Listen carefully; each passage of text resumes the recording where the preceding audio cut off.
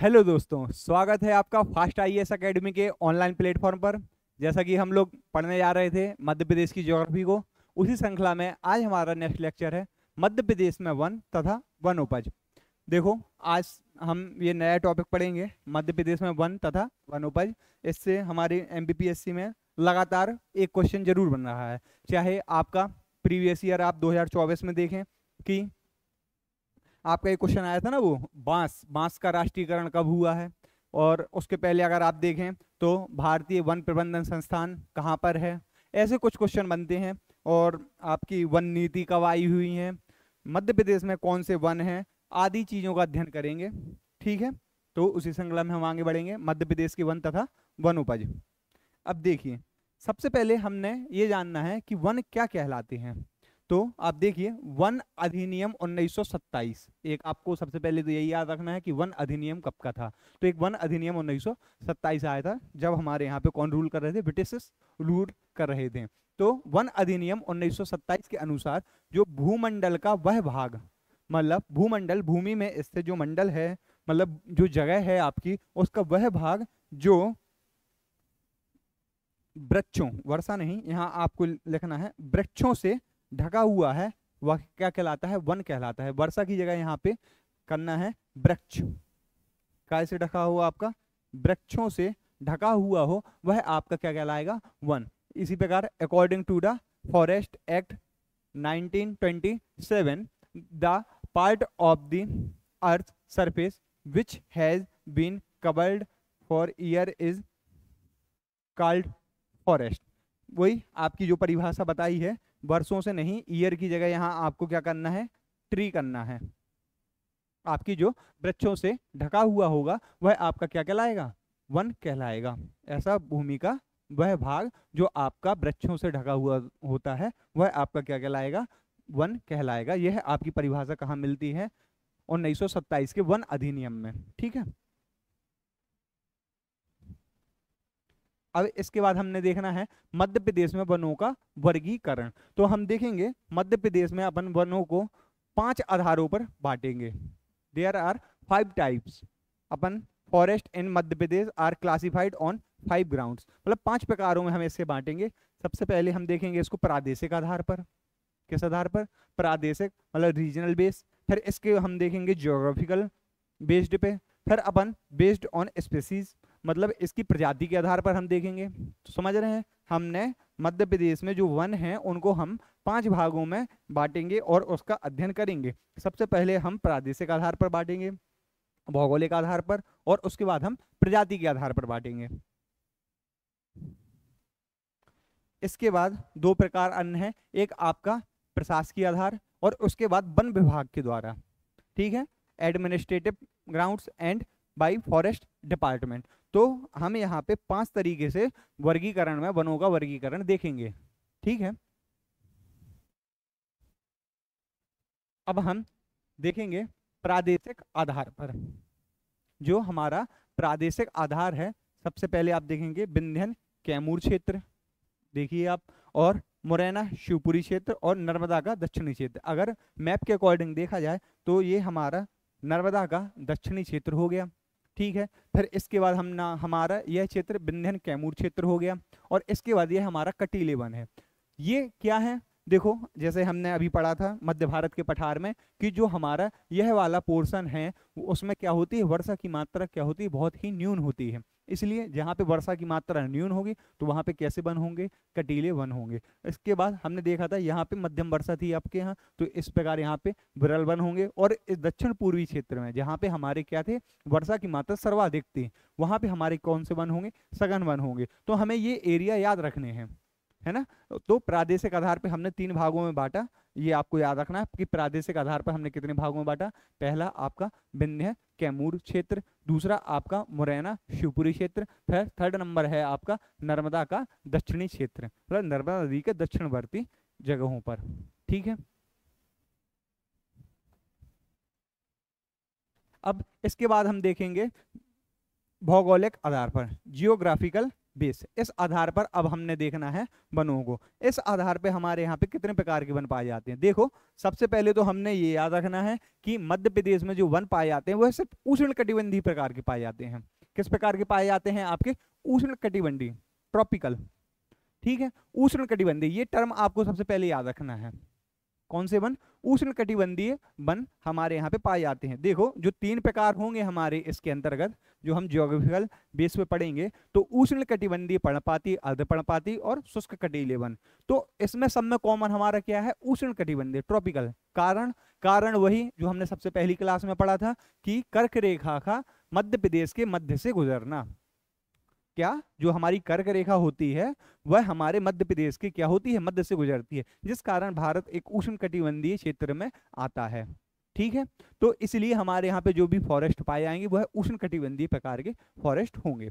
ठीक है, तो सबसे पहले जो हम ज्योग्राफिकल बेस पर पढ़ेंगे, तो हमारा पहला कौन सा है? उष्णकटिबंधीय पर्णपाती वन। क्या नाम है? Tropical deciduous forest.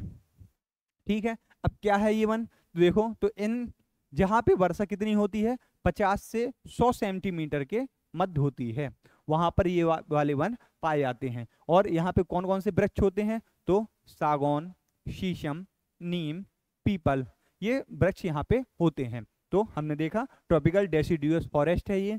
यहाँ पे रेनफॉल कितना होता है? कहाँ पर ये पाए जाते हैं? जहाँ पर 50 to 100 सेंटीमीटर क्या होती है? वर्षा होती है, रेनफॉल होता है। और यहाँ पे कौन कौन से ट्री पाए जाते हैं? तो टीक, शीशम, नीम और पीपल, ये सारे वृक्ष यहाँ पे पाए जाते हैं। अगर हम इसका क्षेत्र देखें तो क्या क्षेत्र है मध्य प्रदेश में, तो आप ये मैप देखिएगा। ये हमारा अगर मध्य प्रदेश का मैप है, कौन से वन है हमारे? उष्णकटिबंधीय पर्णपाती वन। तो क्षेत्र हमारा ये वाला क्षेत्र होगा, सागर, जबलपुर, छिंदवाड़ा, दमोह, छतरपुर, पन्ना, बैतूल, सिवनी व होशंगाबाद। कुछ आपके दक्षिणवर्ती जिले और कुछ आपके यहाँ पे बुंदेलखंड वाला रीजन होगा। तो हमने याद करने हैं ये क्षेत्र के हिसाब से कि इस वाले क्षेत्र में हमारे कौन से वन होते हैं? उष्णकटिबंधीय पर्णपाती वन। अब इसकी विशेष क्या है? देखो, क्योंकि यह मध्य प्रदेश के क्या है? सर्वाधिक भाग पर फैले हुए वन है।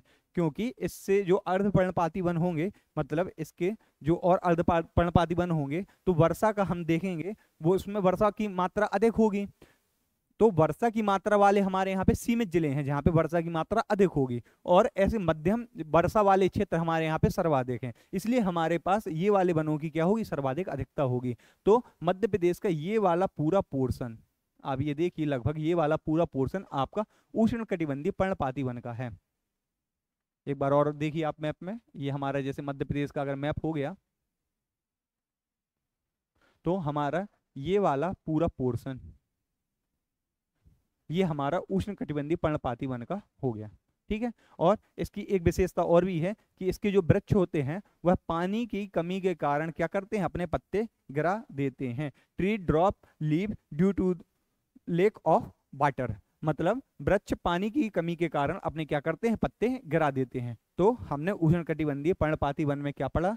हमने पढ़ा कि इसके लिए वर्षा की आवश्यकता 50 से 100 सेंटीमीटर या 50 to 100 सेंटीमीटर रेनफॉल आवश्यक होती है। और यह किस क्षेत्र में पाए जाते हैं? मध्य प्रदेश के ये वाला रीजन। और मध्य प्रदेश में अगर पूछा जाए सर्वाधिक किस प्रकार के वन पाए जाते हैं, तो मध्य प्रदेश में सर्वाधिक आपके कौन से? उष्णकटिबंधीय पर्णपाती वन क्या होते हैं? पाए जाते हैं। फिर इसके बाद इन वनों की, इन वृक्षों की क्या विशेषताएं होती हैं कि ये वृक्ष क्या होते हैं? पानी की कमी के कारण अपने पत्ते क्या कर देते हैं? गिरा देते हैं। ठीक है, ठीक है। अब देखेंगे उष्णकटिबंधीय अर्धपर्णपाती वन। तो अगर इनकी हम देखें तो वर्षा ये किन क्षेत्रों में होते हैं? जहां पे वर्षा कितनी होती है? रेनफॉल आपकी कितनी होती है? 100 to 150 सेंटीमीटर। ठीक है, या 100 सेंटीमीटर से अधिक व 150 सेंटीमीटर वर्षा से, यहाँ पे सेंटीमीटर कर लीजिएगा, 100 से 150 सेंटीमीटर के मध्य, मतलब 150 से अधिक नहीं होनी चाहिए। ठीक है, और यहाँ पे वृक्ष कैसे होते हैं आपके? सागौन, साल, बांस। कौन कौन से? टीक, साल और बम्बू। और इसके बाद यदि इसका क्षेत्र देखें, किस क्षेत्र में? मंडला। वही अब हमें याद क्या रखना है? यहाँ पे मध्य प्रदेश में सर्वाधिक क्या होती है? वर्षा होती है। तो वही क्षेत्र आ जाएंगे आपके मंडला, बालाघाट, सीधी, शहडोल, डिंडोरी, अनूपपुर, पूरा दक्षिण पूर्वी क्षेत्र मध्य प्रदेश के जो पूरा ये क्षेत्र है, आप देखिए अगर आप मैप में इंडिकेट करेंगे,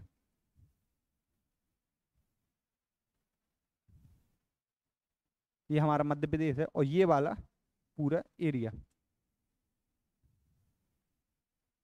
ये वाला एरिया आपका दक्षिण पूर्वी क्षेत्र वाला, ये वाला एरिया आपका पूरा क्या होगा, उष्णकटिबंधीय अर्धपर्णपाती वन का होगा। आप मैप में देख सकते हैं, ठीक है। और क्या है, हमने क्या देखा इसमें कि वर्षा क्या कितनी चाहिए, इसमें 100 से 100 सेंटीमीटर वर्षा चाहिए। ट्री कौन कौन से होंगे, टीक, साल, बेम्बू और एरिया, एरिया हमने कवर किया मंडला, बालाघाट, सीधी, शहडोल, डिंडोरी, अनूपपुर। और these forest do not completely remove tree, मतलब ये वृक्ष क्या है, अपने जो पत्ते होते हैं, लीव्स करना है यहाँ पे, ट्री की जगह लीव्स कर लेना, तो यहाँ पे जो भी वृक्ष होते हैं वह अपने पत्ते पूर्णतः नहीं गिराते। जबकि हमने पर्णपाती वन में देखा कि जो भी वहां पे वृक्ष होंगे, मतलब जो भी वृक्ष होंगे उसमें अपने वो पत्ते पूरे तरीके से क्या कर देते हैं, गिरा देते हैं। परंतु इन वनों में यह विशेषता नहीं होती है, यह पूर्ण रूप से अपने पत्ते नहीं गिराते हैं, क्योंकि इनके पास पानी कहीं ना कहीं क्या रहता है, ऑब्जर्व रहता है, जिस कारण वह फलते फूलते रहते हैं, ठीक है। अब इसके बाद हमने देखना है उष्णकटिबंधीय शुष्क पर्णपाती वन। क्या, उष्णकटिबंधीय शुष्क पर्णपाती वन। अब यह उन क्षेत्रों में होंगे जहां पे वर्षा की मात्रा क्या होगी, न्यून। और यह क्षेत्र हमारे मध्य प्रदेश के मैप में कहां पर होगा, ये मध्य प्रदेश का अगर मैप बना तो ये वाला एरिया हमारा, ये ऊपरी एरिया, ठीक है। तो उष्णकटिबंधीय शुष्क पर्णपाती वन, इसके लिए वर्षा हमें 25 से 75 सेंटीमीटर, रेनफॉल 25 to 75 सेंटीमीटर। और यहाँ पे ट्रीज कौन से, हम हर्रा, ओकिया, शीशम, पलाश, ये सारे वृक्ष यहाँ पे होंगे। कौन कौन से, हर्रा, बबूल, शीशम, पलाश। और यही क्षेत्र जो हमारे मध्य प्रदेश का उत्तरी क्षेत्र है, और क्या नाम है, भिंड, मुरैना, ग्वालियर, शिवपुरी, मंदसौर, रतलाम, ये वाले एरिया में हमारे क्या होंगे, हमारे उष्णकटिबंधीय शुष्क पर्णपाती वन पाए जाएंगे, ठीक है। ये हम फिर से मैप में देखेंगे कि जो पहला पोर्शन हमने पढ़ा था उष्णकटिबंधीय पर्णपाती वनों का, वो हमारे इस वाले एरिया में पाए जाते हैं। दूसरा हमारा इस वाले एरिया में हमारे उष्णकटिबंधीय अर्धपर्णपाती वन पाए जाते हैं। और तीसरे एरिया में हमारे उष्णकटिबंधीय शुष्क पर्णपाती वन पाए जाते हैं, यानी कटीले वन भी कहते हैं, ठीक है। तो ये आपके मैप में यहाँ से आप समझ सकते हैं इसको, ठीक है, ये वाला। और ये वाला पोर्शन हमारा सर्वाधिक है, तो उष्णकटिबंधीय पर्णपाती वन मध्य प्रदेश में क्या पाए जाते हैं, सर्वाधिक भाग पर पाए जाते हैं। अब इसके बाद हमने देखना है स्पीसीज के आधार पर, प्रजाति के आधार पर अब हमने देखना है, ठीक है। तो अब देखेंगे प्रजाति के आधार पर हम कब कहेंगे कि ये हमारे वन हैं, तो किसी वृक्ष का जब 20%, क्या, किसी वृक्ष का जब 20% एरिया होता है, समझिए आप कोई क्षेत्र है उसमें अगर 20% से अधिक भाग पर हमारे क्या है, किसी प्रकार के वृक्ष पाए जाते हैं, तो उस आधार पर हम क्या कर देते हैं, वर्गीकरण कर देते हैं। अभी ऐसा क्वेश्चन पीएससी में नहीं आया है, तो आप एक बार यह देख सकते हैं कि हमारे यहाँ पे जैसे सागौन, साल, बांस, इनकी अधिकता है, तो इस कारण यह हमारे क्या है, प्रजाति के आधार पर हमने इसको वर्गीकरण किया है। तो सबसे पहले हमें देखना है सागौन वन, ठीक है। तो सागौन वन में हमें देखना है टीक फॉरेस्ट में कि सबसे पहले इसका यही देखना है हमें कि वैज्ञानिक नाम क्या है। ये भी आपका प्री के क्वेश्चन एक बार आ चुका है, एमपीपीएससी द्वारा पूछ चुका है कि सागौन का आपका वैज्ञानिक नाम क्या है। तो इसका वैज्ञानिक नाम क्या है आपका, टेक्टोना ग्रांडिस। ये आप इंपॉर्टेंट टिक लगा लीजिएगा, ठीक है। टीक से टेक्टोना याद करना कोई मुश्किल काम नहीं है, आप इसको आसानी से याद कर सकते हैं। टीक, टीक से टेक्टोना, टीक टेक्टोना। फिर इसके बाद हमने देखना है यह वन हमारे, इसके लिए कितनी वर्षा की मात्रा चाहिए, तो वर्षा इसके लिए हमें 75 to 125 सेंटीमीटर क्या चाहिए, रेनफॉल चाहिए। और इसके लिए हमें कौन सी सॉइल चाहिए, तो ब्लैक सॉइल, काली मिट्टी, ब्लैक सॉइल। तो यह वन अब आपसे पूछ सकते हैं सागौन वन किस प्रकार की मिट्टी में उत्पन्न होते हैं या पैदा होते हैं, तो यह हमारी काली मिट्टी में होते हैं। इसके लिए कितनी वर्षा की मात्रा चाहिए, तो 75 से 125 सेंटीमीटर क्या चाहिए, वर्षा की मात्रा चाहिए है। और इसका वैज्ञानिक नाम क्या है, टेक्टोना ग्रैंडिस, ठीक है। ये आप देख सकते हैं ऐसे होते हैं हमारे क्या, सागौन के वन, लंबी लकड़ियाँ जिनका यूज हम करते हैं अपने बेड बनाने में, बहुत सारी चीज़ें हैं, घर की बहुत सारी सामग्री सागौन की चीज़ों से बनती है। ठीक है, फिर इसके बाद हम देखेंगे अगर मध्य प्रदेश में क्षेत्र पूछा जाए तो इसका क्षेत्र है आपका एरिया होशंगाबाद, जिसमें बोरी वैली, ये बहुत इंपॉर्टेंट है कि बोरी वैली आपकी किस चीज के लिए बहुत प्रसिद्ध है, तो आपने क्या लगाना है, सागौन वन के लिए हमारी क्या प्रसिद्ध है, बोरी घाटी। और इसके साथ साथ यह जबलपुर, सागर, बैतूल, छिंदवाड़ा और मंडला, इन डिस्ट्रिक्टों में भी क्या है आपका सागौन वन पाया जाता है। विस्तार, अब मध्य प्रदेश में ये देखना है, देखो एक बार मध्य प्रदेश लोक सेवा आयोग द्वारा तब नई रिपोर्ट भी आ गई थी, तो उसमें उसका किया गया था आपका शायद 20 का प्री था, 20 के प्री में 20% माना था, जबकि इसका तब भारत की जो वन की रिपोर्ट आई थी उसके अनुसार ये 30% हो गया था। कितना, 30%।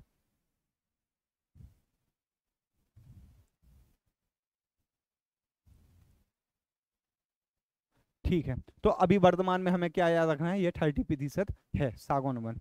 ठीक है, फिर इसके बाद हमें देखना है यह किस प्रकार का वन है, तो यह उष्ण कटिबंधीय पर्णपाती वन, जो कि हमने पढ़ा था, यह प्रकार का वन हमारे मध्य प्रदेश में क्या है, सर्वाधिक पाया जाता है। तो this is a tropical deciduous forest.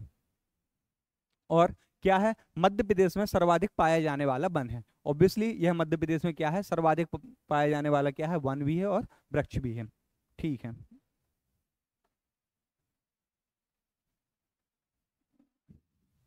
अब हमने देखना है साल वन को।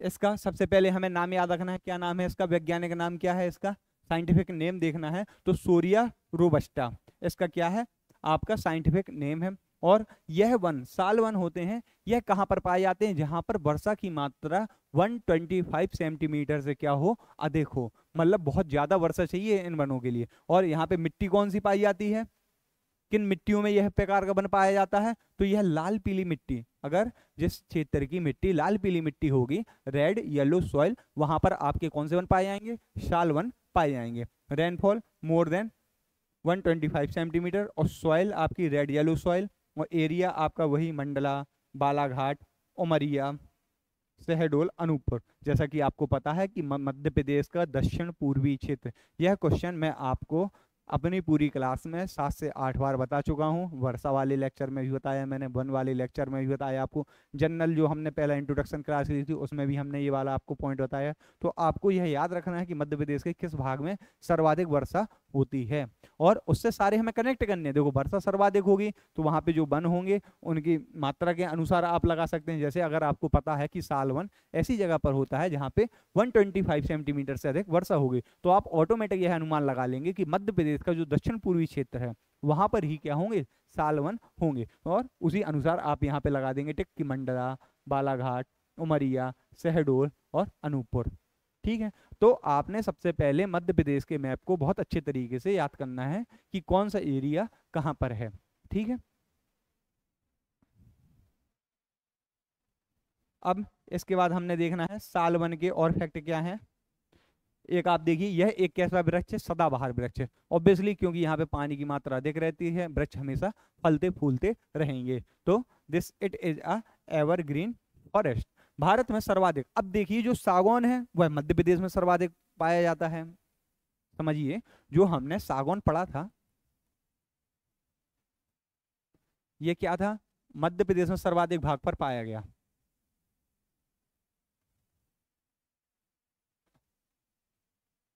और जो हमारा सालवन है ये कहाँ पर सबसे ज्यादा पाया जा रहा है, भारत में।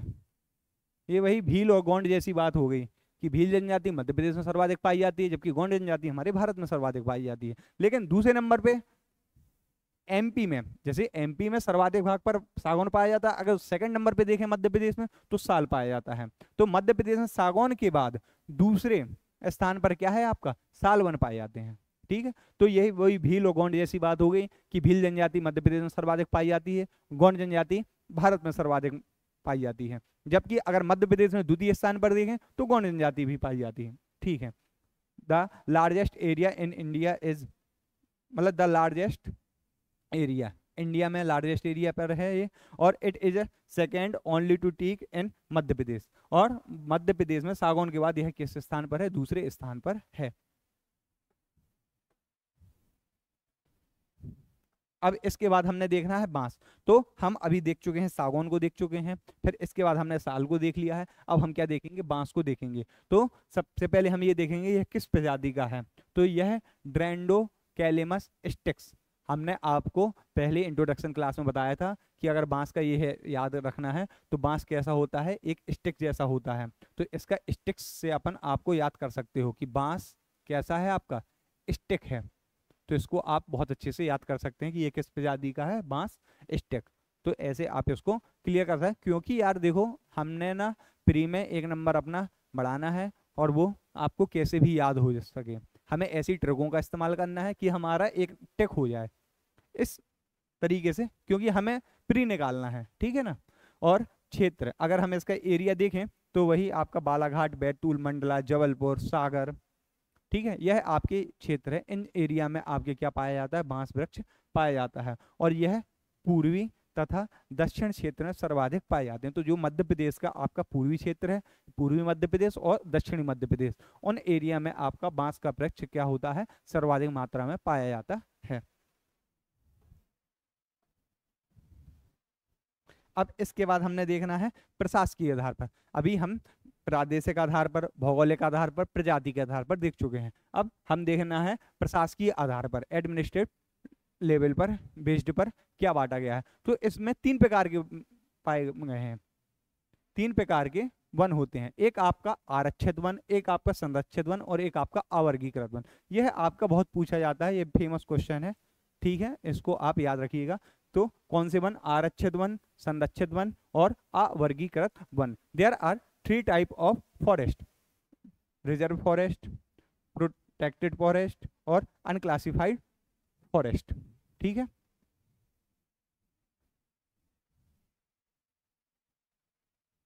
अब देखेंगे सबसे पहले हम रिजर्व फॉरेस्ट को, क्या विशेषता है इनकी, कैसी चीजें। देखो, यह राज्य के कठोर नियंत्रण में होते हैं, मतलब स्टेट के जो स्ट्रिक्ट कंट्रोल होता है उसके अंतर्गत यह प्रकार के आपके रिजर्व फॉरेस्ट होते हैं, मतलब सबसे ज्यादा कंट्रोल इन पे होता है। और यहाँ पर अगर कंट्रोल, यहाँ पे गवर्नमेंट का कंट्रोल यहाँ पे सर्वाधिक होगा, तो आप कॉमन सेंस लगाइए, तो वहाँ पे जो नागरिकों के अधिकार होंगे वह क्या होंगे? शून्य होंगे, बिल्कुल भी अधिकार नहीं होंगे। सिटीजन हैव नो राइट्स, मतलब किसी किसी में आप देते नहीं है कि पशुचारण की आज़ादी दे दी, व्यक्तियों को जाने की आज़ादी दे दी, तो ऐसे कोई भी आज़ादी यहाँ पे नहीं मिलती है, ठीक है। और लकड़ी का काटना तथा पशुचारण यहाँ पे क्या होता है? निषिद्ध होता है, मतलब मनाही होती है, ठीक है। क्या? Cutting woods and grazing animal is prohibited. तो आप ये समझिए, लकड़ी का काटना तथा पशुचारण यहाँ पे क्या होता है? निषिद्ध होता है। वह आपके कौन से प्रकार के वन कहलाते हैं? आरक्षित वन कहलाते हैं। ये आपके मेंस में भी आता है क्वेश्चन कि इस आधार पे आपको प्रशासकीय आधार पे आप क्या बताइए? वनों का वर्गीकरण मध्य प्रदेश में बताइए। तो ये हमारे इसके 3 हैं। राज्य के कठोर नियंत्रण में होता है, नागरिकों के अधिकार वहाँ पे शून्य होते हैं, तथा लकड़ी काटना या पशुचारण यहाँ पे क्या होता है? निषिद्ध होता है, ठीक है। अब इसके बाद देखेंगे सबसे अधिक आरक्षित वन वाला जिला। अगर हमने देखना है कि सबसे अधिक जिसमें आरक्षित वन हैं आपके, ठीक है, तो वो जिला कौन सा है? आपका खंडवा डिस्ट्रिक्ट है, जहाँ पे आपके क्या है? सर्वाधिक आरक्षित वन है। और वहीं अगर हम देखें सबसे कम आरक्षित वन किस जगह जिले में है, तो वह आपका जिला क्या है? छतरपुर जिला है, ठीक है। और कुल क्षेत्र देखें कि जो वन है मध्य प्रदेश में, उसके लगभग कितना प्रतिशत आपका आरक्षित वन के अंतर्गत आता है? तो लगभग 65% वन। तो आपने ये याद रखना है, ये बहुत इंपॉर्टेंट है। और ये 2 फैक्ट भी कि आरक्षित वन आपके कहाँ पर सर्वाधिक हैं? तो खंडवा में, और सबसे कम कहाँ पर हैं? आपके छतरपुर डिस्ट्रिक्ट में, ठीक है। District with highest number of reserved forest आपका खंडवा, और district with least reserve forest आपका छतरपुर। और टोटल एरिया आपका लगभग 65% वन आपके किसके अंतर्गत आते हैं? रिजर्व फॉरेस्ट के अंतर्गत आते हैं, ठीक है। फिर इसके बाद हमने देखना है संरक्षित वन को, प्रोटेक्टेड फॉरेस्ट। संरक्षित वन को देखना है। अब देखिए, यहाँ राज्य का नियंत्रण पाया जाता है। देखो, कवर किसके अंतर्गत होंगे, स्टेट के अंतर्गत कवर होंगे, स्टेट कंट्रोल में होंगे, किंतु जो नियम होते हैं वह थोड़ी शिथिल होते हैं। ठीक है, मतलब यहाँ पे नियमों की क्या होती है, कमी होती है थोड़ा बहुत। मतलब क्या, पशुचारण यहाँ पे थोड़ा बहुत करने देंगे, पशुचारण तथा सीमित रूप से लकड़ी काटने के लिए लाइसेंस की क्या होती है, अनुमति होती है। ठीक है, animal grazing and limited wood cutting licence are allowed. ठीक है, एक चीज क्लियर हो गई आपकी। यहाँ पर राज्य का क्या होता है, नियंत्रण तो पाया जाता है, परंतु जो नियम होते हैं जैसे पशुचारण संबंधी नियम या लकड़ियों को काटने संबंधी नियम, ये थोड़ी यहाँ पे क्या होते हैं, सीमित होते हैं। ठीक है, या उनकी गवर्नमेंट यहाँ पे क्या दे देती है, अनुमति दे देती है। और यदि ये क्षेत्रफल देखा जाए तो ऐसे कितने प्रतिशत जो मध्य प्रदेश का कुल वन है वह कितने प्रतिशत है ऐसे, तो 33%। तो इसको याद करने की ट्रिक है, देखो आप, ट्रिक क्या वो तो सीधे बोलेंगे, आप ऐसे टर्म में याद कर सकते हैं, 65 33 2। तो आप ऐसे याद करेंगे तो 65% आपके क्या हो गए, रिजर्व फॉरेस्ट हो गए, आपके 33% आपके संरक्षित वन हो गए, और बचा आपका लास्ट के 2%, तो वो आपके अवर्गीकृत वन हो जाएंगे। ठीक है, तो वही आपका क्या आ गया, अवर्गीकृत वन, ऐसे वन जिनका वर्गीकरण क्या है, नहीं किया गया है, अनक्लासिफाइड फॉरेस्ट। और यह लगभग कितने प्रतिशत भाग में, 2% भाग में आपके, मतलब 2% वन हमारे कैसे हैं, अवर्गीकृत हैं, मतलब इनका कोई क्या है, हमने वर्गीकरण नहीं किया है या क्लासिफाइड नहीं है ये। ठीक है, ये हमारे हो गए प्रशास के आधार पर। अब इसके बाद देखेंगे हम वन विभाग के आधार पर।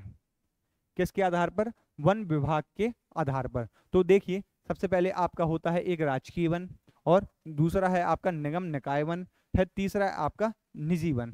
कौन कौन से, state forest, municipal forest and private forest. तो आप देखिए जो राजकीय वन है यह पूर्ण रूप से शासकीय, शासकीय लिखना है यहाँ पे, गवर्नमेंट। ठीक है, शासकीय नहीं, यहाँ पे गवर्नमेंट कंट्रोल। तो जो राजकीय वन होते हैं यह पूर्ण रूप से क्या होते हैं, शासकीय नियंत्रण में होते हैं, गवर्नमेंट के कंट्रोल में होते हैं। और निगम निकाय वन में क्या होता है, ये स्थानीय नगर पालिका तथा नगर परिषदों द्वारा नियंत्रित होते हैं। जैसे कि ये आपके नाम से ही स्पष्ट है, जो राजकीय वन होगा वो आपके पूर्ण रूप से शासकीय कंट्रोल में होंगे, जो निगम निगम व निकाय वन है ये आपके नगर पालिकाओं व परिषदों के कंट्रोल में होंगे। ठीक है, और जो आपके निजी वन होंगे, प्राइवेट होंगे, उसमें निजी स्वामित्व वाले वन होंगे, मतलब निजी एरिया का वहां पे क्या होंगे, उनकी जमीन पर यहाँ पे वन होंगे। तो ये वन विभाग ने इनको 3 आधार पर बांटा है। आपको सभी प्रकार याद रखने हैं और उनके अंदर के टाइप भी याद रखने हैं। हमें याद रखने हैं कि किस आधार के अंदर क्या है, प्रशासकीय आधार पर क्या है, भौगोलिक आधार पर कौन से वन है। ऐसा नहीं आपसे पूछा जाए भौगोलिक आधार पर और आप वहां पे प्रशासकीय आधार पे टिक करें। तो हमने ये ध्यान रखना है, क्वेश्चन को बहुत ही ध्यान से पढ़ना है कि यह किस आधार का वर्गीकरण यहाँ पे पूछा गया है। ठीक है, अब इसके बाद हमें याद रखना है वन से संबंधित, देखो ये बहुत इंपॉर्टेंट क्वेश्चन है, ये फैक्ट आपको अच्छे से याद करने हैं। वन से संबंधित प्रमुख संस्थान कौन से हैं, तो वन से संबंधित हमारे प्रमुख संस्थान आपका है एक भारतीय वन प्रबंधन संस्थान, ये आपका 2022 MPPSC, यह क्वेश्चन आपका आया था MPPSC 2022 में, यह क्वेश्चन आया था। और भारतीय वन प्रबंधन संस्थान, ठीक है, तो आपने याद रखना है 1982 में, कहाँ पर है, ये है भोपाल में है। और वन अनुसंधान, देखो आपको एक दिन और बताया था, जहाँ ये प्रबंधन वाली चीजें आ जाएं, मैनेजमेंट टाइप, तो यह हमारी जो राजधानी है वहीं पर होगी, उसी स्तर पर होगी। तो एक ऐसे भी आप इसको याद कर सकते हैं। देखो ये सबसे ज्यादा गलत करने वाले क्वेश्चन है। देखो एक भारतीय वन प्रबंधन संस्थान पूछते हैं, फिर आपसे पूछते हैं वन अनुसंधान संस्थान, तो ये आप यहाँ पे क्या हो जाते हैं, कंफ्यूज हो जाते हैं। पर आपको बेसिक याद यहाँ रखना है कि यहाँ पे क्या है, प्रबंधन है, ठीक है, मैनेजमेंट है, और यहाँ पे आपका क्या है, रिसर्च है। ठीक है, देखिए आप यहाँ पे इंग्लिश में भी देखिए, आप मैनेजमेंट लिखा हुआ है आपके भारतीय वन प्रबंधन संस्थान में, और फॉरेस्ट रिसर्च यहाँ पे आपका क्या होता है, अनुसंधान होता है।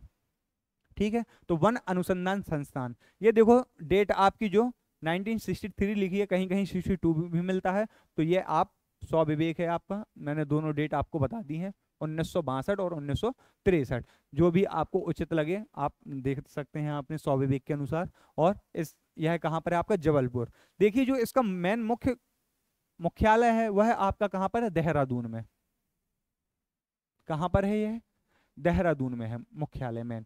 पर उसकी जो क्षेत्रीय कार्यालय है वन अनुसंधान फॉरेस्ट रिसर्च सेंटर का, वह आपका जबलपुर में है। ऐसे कई जगह भी होंगे पर मध्य प्रदेश में हमें याद रखना है, तो ये हमारा इंपॉर्टेंट है। तो वन अनुसंधान संस्थान कहाँ पर है? जबलपुर में। 62-63 में यह क्या हुआ था? बना हुआ था। और एक आपको याद रखना है, वन के राजकीय महाविद्यालय मध्य प्रदेश में, तो यह आपका है बालाघाट और बैतूल में।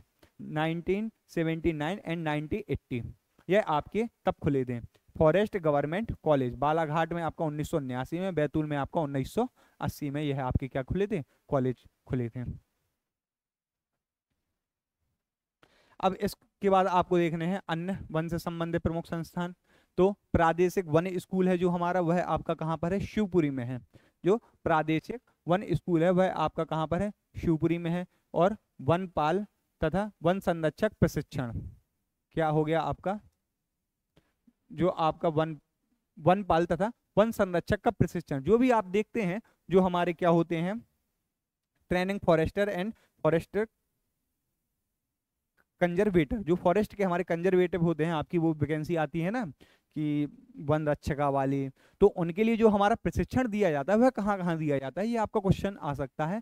ये इसमें यह ऐसा क्वेश्चन आपका बन सकता है कि कहाँ पर नहीं दिया जाता है।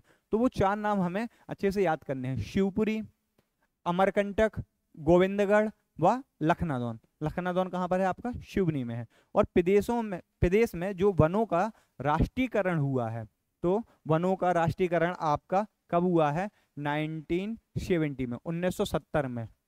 ठीक है, ये फैक्ट आप इंपॉर्टेंट मार्क कर लीजिएगा, ये आपका आ सकता है। तो जो आपका प्रादेशिक वन स्कूल है वह आपका कहाँ पर है? शिवपुरी में है।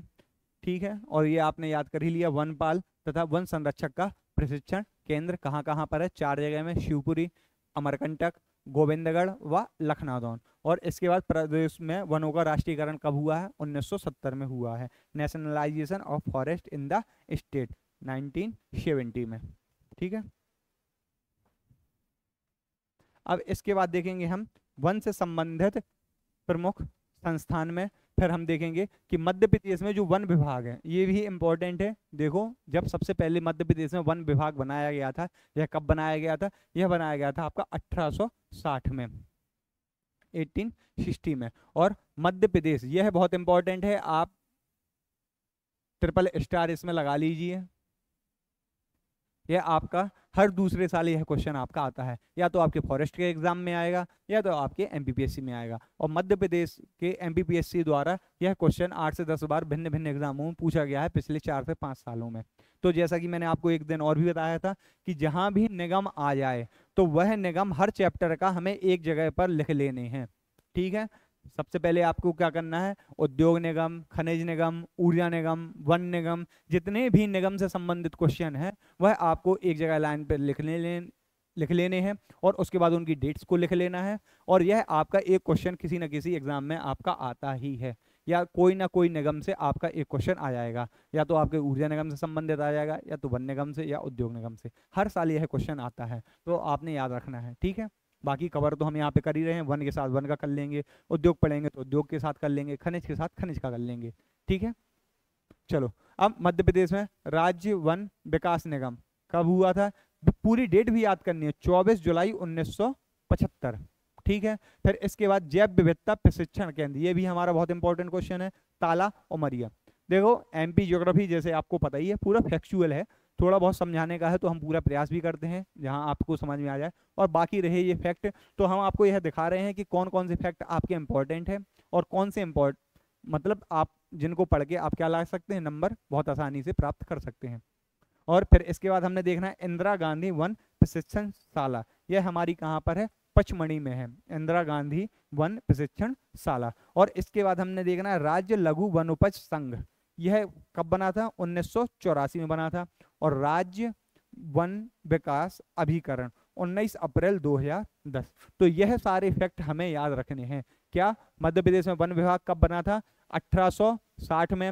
फिर मध्य प्रदेश राज्य वन विकास निगम, वेरी वेरी इंपॉर्टेंट आपका, 24 जुलाई 1975। फिर इसके बाद जैव विविधता प्रशिक्षण केंद्र आपका ताला, एक कोई जगह है उमरिया डिस्ट्रिक्ट में। फिर इंदिरा गांधी वन प्रशिक्षण शाला आपकी पचमढ़ी में। फिर राज्य लघु वनोपज संघ आपका 1984 में। फिर इसके बाद हमने देखना है राज्य वन विकास अभिकरण 19 अप्रैल 2010 में बना था ये। ठीक है, अब इसके बाद हमें देखने हैं मध्य प्रदेश में वनों से संबंधित नीतियां कौन कौन सी नीतियां आई हैं। यह नीतियां भी आपकी इंपॉर्टेंट है कि वन नीति कब आई है। देखो, आपने सबसे पहले एमपी ज्योग्राफी जब भी आप चालू करेंगे उसके बाद आपको क्या करना है, एक पेज ले लेना है, जैसा कि अभी मैंने आपको बताया था, पूरे निगम एक जगह लाइन पे लिखने हैं। ये आपका काम है, आज ही आप यह काम करिएगा, ठीक है। तो पूरे निगम है, वन निगम, खनिज निगम, कृषि निगम, ऊर्जा निगम, ये सारे निगम आपको क्या लिखने हैं एक साथ। फिर इसके बाद आपको क्या करना है, उसी पेज में एक दूसरा पोर्शन में आपको सारी नीतियां लिखनी है। वन नीति, खनिज नीति, उद्योग नीति, ये सारी नीति आपको क्या करनी है, लिखनी है एक जगह। और इनमें से कोई ना कोई आपका एक क्वेश्चन जरूर आएगा आपके प्री में, ठीक है। अब देखेंगे हम अपने इसकी ओर आते हैं। तो मध्य प्रदेश की पहली वन नीति, हाँ, और ये भी याद रखना है कि पहली कब आई है और लास्ट कब आई है, सारी याद रखनी है। ऐसा नहीं आपने कहा कि सर ने बताया कि एक नीति कर लो, पहली नीति कर ली हमने और पता चला उन्होंने करंट की नीति पूछ ली, तो ऐसा नहीं करना है। आपको सारी याद करनी है, पहली भी याद करनी है और जो अभी लास्ट में वर्तमान में आई हुई है वो भी याद करनी है। तो मध्य प्रदेश की पहली वन नीति 1952 में आई थी, first forest policy of Madhya Pradesh 1952। फिर इसके बाद मध्य प्रदेश की दूसरी वन नीति कब आई थी, 2005 में। और सेकंड फॉरेस्ट पॉलिसी आपकी मध्य प्रदेश की 2005 में। फिर इसके बाद तेंदुपत्ता नीति आई थी, क्या आई थी, तेंदुपत्ता नीति, ये आपकी कब आई थी, 1988 में आई थी। कब आई थी, 1988 में आई थी, जिसमें क्या कर दिया गया था, बिचौलियों की संख्या समाप्त कर दी गई थी। क्या होता था पहले, जो तेंदुपत्ता संग्रहण होता था उसमें बिचौलिया वर्ग को रखा गया था, जो मध्यस्थ लोग होते थे उनसे, वह डायरेक्ट कृषकों से, जो वहाँ के स्थानीय क्षेत्र के लोग होते हैं उनसे लेते थे तेंदुपत्ता और वो जाके गवर्नमेंट को देते थे। तो इसमें क्या किया गया था, बिचौलियों को क्या कर दिया गया था, समाप्त कर दिया गया था। तो यह नीति कब की थी, 1988 की तेंदुपत्ता पॉलिसी। फिर इसके बाद आपकी जो नई तेंदुपत्ता नीति आई है वह आपकी कब आई है, 2004 में आई है, ठीक है।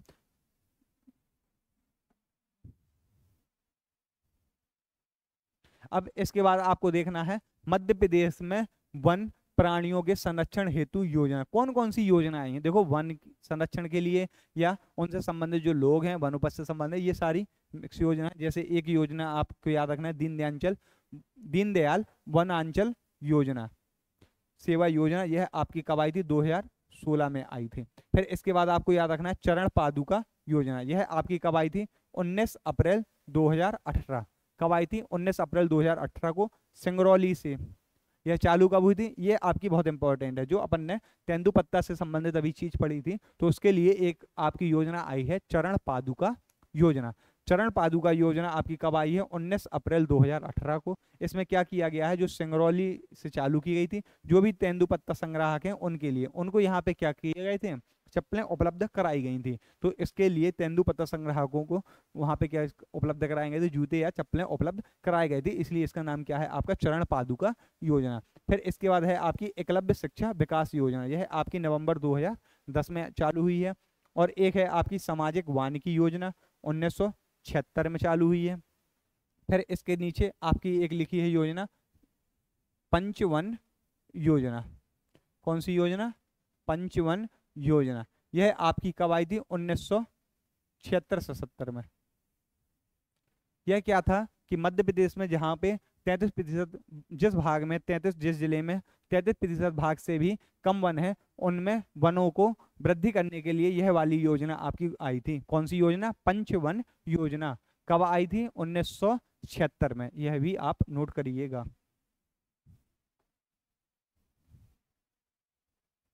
अब इसके बाद देखेंगे हम वन उपजों का राष्ट्रीयकरण। जैसा कि हमारे जो प्री हुआ था 2024 का, उसमें आपका एक क्वेश्चन आया था कि बांस का राष्ट्रीयकरण कब हुआ है, तो उसका आंसर था 1973 में। उसी परिप्रेक्ष्य में हम क्वेश्चन को टारगेट करते हुए अन्य जो हमारे मध्य प्रदेश में जिनका राष्ट्रीयकरण किया गया था उनके लिए क्वेश्चन है आपका कि आपके तेंदुपत्ता का राष्ट्रीयकरण कब हुआ था, तो यह 1964 में हुआ था। कब हुआ था, 1964 में। नेशनलाइजेशन ऑफ तेंदुपत्ता 1964। इसके बाद बांस का तो हमने जैसे पढ़ा ही था, प्रीवियस ईयर में भी आया था, MPPSC 2024 में, ठीक है। और इसके बाद हमने देखना है अब साल वन का राष्ट्रीयकरण, ये आपका इंपॉर्टेंट है, जो आपके 2025 के प्री या 26 के प्री में यह आपका जरूर आएगा। तो साल का राष्ट्रीयकरण कब हुआ है? 1975 में। अब इसके बाद देखने हमें इंपॉर्टेंट फैक्ट जो कि हमारे सिलेबस को और कवर करेंगे या क्वेश्चन को हमारे सही करने में आसानी देंगे। तो सबसे पहले हमने देखना है मध्य प्रदेश में कैसे वन पाए जाते हैं। जैसा कि मैंने आपको बताया था, उष्ण कटिबंधीय वन पाए जाते हैं। कारण आपका कर्क रेखा का मध्य प्रदेश के मध्य से गुजरना। कर्क रेखा हमारे यहाँ से गुजरती है, जिस कारण मध्य प्रदेश के क्षेत्र के अंतर्गत आ जाता है। आपका उष्ण कटिबंधीय क्षेत्र के अंतर्गत मध्य प्रदेश आपका क्या होता है? आ जाता है। अब इसके बाद हमें देखना है सबसे बड़े वन वृत्त। तो यह आपके किस जगह पे है? आपके खंडवा में है। और सर्वाधिक छोटी वन वृत्त या छोटे वन वृत्त कहाँ पर हैं? आपके होशंगाबाद डिस्ट्रिक्ट में। Tropical forest are found in Madhya Pradesh. Largest forest circle आपका है खंडवा में। स्मॉलेस्ट फॉरेस्ट सर्किल आपका कहाँ है? होशंगाबाद में। फिर इसके बाद हमने देखना है मैंगो डिस्ट्रिक्ट हमारे यहाँ का कौन सा है? तो मैंगो डिस्ट्रिक्ट आपका जबलपुर है। और यदि आंवला डिस्ट्रिक्ट पूछें तो आंवला डिस्ट्रिक्ट आपका क्या है? पन्ना। पन्ना जिला आपका आंवला के लिए बहुत प्रसिद्ध है। तो हमने ये फैक्ट भी याद करने हैं। आंवला जिला आपका कौन सा कहलाता है? पन्ना। आम जिला आपका कौन सा कहलाता है? आपका जबलपुर। ठीक है। और बड़े वन वृत्त और छोटे वन वृत्त को भी आपको यहाँ पे याद करना है। फिर इसके बाद हमने देखना है और मध्य प्रदेश का संपूर्ण वन क्षेत्र वन विभाग के नियंत्रण में है। जैसा कि हमने देखा कि हाँ, वन राज्य का नियंत्रण रहता है। तो मध्य प्रदेश का संपूर्ण वन क्षेत्र किसके अंतर्गत है? मध्य प्रदेश के जो वन विभाग है उसके अंतर्गत है।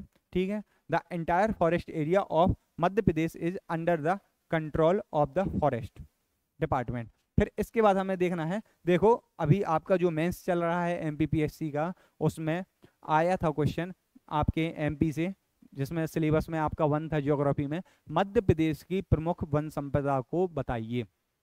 ये आपका 7 मार्क्स में एक क्वेश्चन आया था। तो इसको अगर आप 2 पार्ट में खोल देंगे तो आपका आंसर क्या हो जाएगा? बहुत ही अच्छा हो जाएगा। तो एक पार्ट में आप खोलेंगे मध्य प्रदेश की मुख्य वन संपदा। इसको भी आप 2 आधार बना सकते हैं। अगर आपका ये मेंस में क्वेश्चन आया था उपज बताइए, तो आप एक पोर्शन देखेंगे कि संपदा जो आपकी मुख्य संपदा है, और इसके बाद आपने देखना है मुख्य संपदा या गौण वन संपदा। इसके बाद आप 2 प्रकार से और बांट सकते थे इसको, राष्ट्रीयकृत और अराष्ट्रीयकृत। ठीक है। तो मुख्य वन संपदा वही जो हमारे मध्य प्रदेश में सर्वाधिक पाई जाती है, सागौन, साल, बांस, जो हमने स्पीसीज के आधार पे क्या किया था? पढ़ा था। अभी हमने पढ़ा था ना कि प्रजाति के आधार पर मध्य प्रदेश में वन कौन कौन से थे? सागौन, साल, बांस, इनको अभी हमने पढ़ा था। फिर इसके बाद हम देख रहे हैं अभी कि मध्य प्रदेश की गौण वन संपदा ये कौन कौन सी है? तेंदुपत्ता, लाख, हर्रा, खैर व गोंद। ठीक है। Main forest resource of the state teak, sal और बंबू। वहीं आपकी minor forest wealth of the state tendu leaves, lac, harra, kher and gum. तो आपको ये याद रखने हैं। देखो जो आप प्री में पढ़ते हैं वो कहीं ना कहीं आपका मेंस में भी क्या हो जाता है? कनेक्ट हो जाता है। तो ऐसा कुछ नहीं है कि हमारा बस हमने प्री पढ़ लिया उसको मेंस में यूज नहीं किया। हमें यहीं से प्री से मेंस में भी यूज करना सीखना है। ठीक है। फैक्ट आपके जितने अच्छे होंगे उतने ही आपकी आंसर में क्या होगी? रिचनेस बढ़ेगी। ठीक है। अब इसके बाद हम देखेंगे तेंदुपत्ता संग्रहण का प्रमुख क्षेत्र। अभी हमने तेंदुपत्ता पढ़ा है कि तेंदुपत्ता की पॉलिसी पढ़ी है, तेंदुपत्ता से संबंधित एक चरण पादुका योजना भी आई थी। देखो मध्य प्रदेश में बहुत तेंदुपत्ता होता है, जिस कारण इसके बारे में हमें याद रखना है। तो तेंदुपत्ता संग्रहण का प्रमुख क्षेत्र का है, किस क्षेत्र में हमारे तेंदुपत्ता की ज्यादा पाया जाता है? तो यह आपका सागर हो गया, जबलपुर हो गया और शहडोल हो गया। इन क्षेत्रों में सर्वाधिक पाया जाता है आपका तेंदुपत्ता। फिर इसके बाद हम देखेंगे एक भिलावा है। भिलावा का यूज हम किस में करते हैं? स्याही और पेंट बनाने में। ठीक है। Bhilawa is used in making ink and paint. फिर इसके बाद हम देखेंगे जो हर्रा है एक संपदा हमारी, उसका यूज हम किस में करते हैं? चर्म शोधन में करते हैं, प्रिंटिंग प्रेस में करते हैं और दवाइयां बनाने में करते हैं। Harra is used in leather tanning, printing press and making medicines. ठीक है। तो हमने ये फैक्ट भी याद करने हैं। जो तेंदुपत्ता है ये हमारे यहाँ से सागर, जबलपुर और शहडोल से संग्रहित होता है। भिलावा हो गया आपका, भिलावा का उपयोग स्याही और पेंट बनाने में हम करते हैं, तथा हर्रा का उपयोग हम चर्म शोधन और प्रिंटिंग प्रेस व दवाइयां बनाने में करते हैं।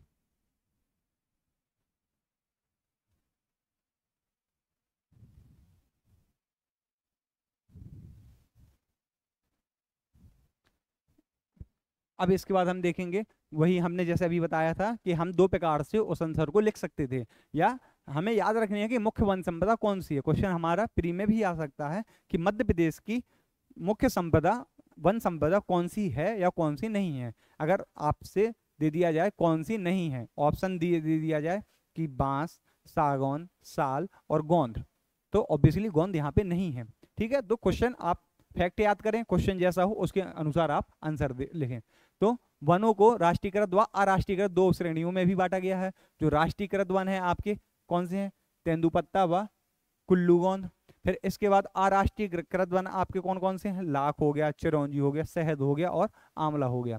तो ये फैक्ट भी आपको क्या करने हैं, रिमेंबर रखने हैं। Forest are divide in two categories, nationalised and non nationalised. ठीक है, नेशनलाइज्ड फॉरेस्ट आपके कौन कौन से हो गया, वही तेंदुपत्ता व कुल्लूगम। और इसके बाद आपको डीनेशनलाइज्ड फॉरेस्ट हो गया आपका लाख, चिरौंजी, हनी या शहद या अमला या आंवला। ठीक है, अब इसके बाद आपके फैक्ट ये और हैं, इनको और देख लीजिए। मध्य प्रदेश में जंगली औषधि तथा आयुर्वेदिक दवाओं का निर्माण एवं विपणन ब्रांड बिंदन हर्बल के तहत किया जाता है। देखिए, जो मध्य प्रदेश में आपकी जैसे जंगलों से जो भी आपकी जड़ी बूटियां इकट्ठी की जाती हैं, उनको जब बेचा जाता है तो एक ब्रांड नाम दे दिया है हमने। उस ब्रांड को आप क्या बोलेंगे, इस ब्रांड का नाम है आपका बिंदन हर्बल। ये बहुत इंपॉर्टेंट है, ये बहुत काम की भी है आपकी, कि जो भी आपकी आयुर्वेदिक दवाई हैं, जो भी आपकी जंगली औषधि हैं, उनको मध्य प्रदेश सरकार आपने क्या करने के लिए, अर्थव्यवस्था को बढ़ावा देने के लिए तथा उन व्यक्तियों को आय का स्रोत बढ़ावा देने के लिए बिंदन हर्बल ब्रांड के नाम से क्या करता है, उनको बेचता है। इन मध्य प्रदेश while medicine and ayurvedic claims are being manufactured and marketed under the brand बिंदन हर्बल। ओके, फिर इसके बाद एक प्रोग्राम आया था आपका यू सेट फॉरेस्ट प्लस कार्यक्रम। ठीक है, कुछ नहीं है, ये वन संवर्धन को बढ़ावा देने के लिए और वन की जो संपदा है उसको सुरक्षित रखने के लिए या उसको आय का स्रोत बनाने के लिए एक प्रोग्राम आया था आपका यूसेट फॉरेस्ट प्लस कार्यक्रम। इसका हमें सिर्फ यह याद रखना है कि यूसेट फॉरेस्ट प्लस कार्यक्रम मध्य प्रदेश में 2012 में आया था। और यह किन क्षेत्रों में इन्होंने काम किया है, तो होशंगाबाद एवं हरदा मंडल में था, और आपका सतपुड़ा बफर जोन में इसका क्या किया गया था, क्रियान्वयन किया गया था। तो ये फैक्ट हमें सारे क्या करने हैं, याद करने हैं।